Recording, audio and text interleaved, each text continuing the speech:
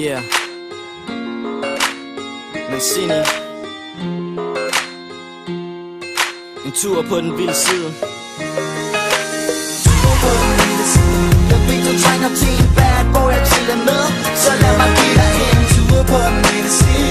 Du kunne komme med mig, kan sige nej til den her tur på den vilde side. Jeg ved du trænger til en bad boy at chille med, så lad mig give dig en tur på den vilde side.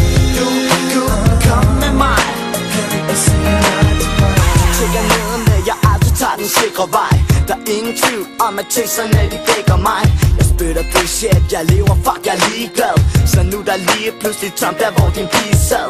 Ja, jeg ved udmærket godt, at jeg er en stodder, men tager til hendes blik, når hun ser mig poppe kolder. Har altid været den fucking stil, og valgt at glide med, til jeg løb ind i hende her og glemte tid og sted. Så for fanden da, hvad fuck skete der? Den røv er og du ved godt, hvad jeg mener. Og det skulle være et problem, at hun er angiver. Måske for dig, homie, men ikke for manden her. Jeg ved det godt, at dine veninder, de snakker, og hele verden prøver at holde dig fra mig. Men hvad betyder det, hvad nogen går og tænker? Glem dine veninder, baby, og tænk jer der. Tur på den vilde side. Jeg ved du trænger til en bad boy at chille med, så lad mig give dig en tur på den vilde side.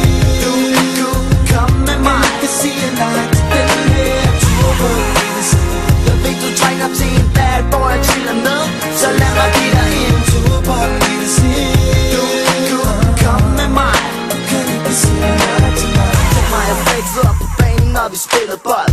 Tøs op på sidelinjen, musikken spiller højt. Hun må være kommet lige ud af et ugeblad for ugevad. Helt almindelig dag, tjek mig en i sad. Og jeg gik lige til sagen, fortalte hele min plan.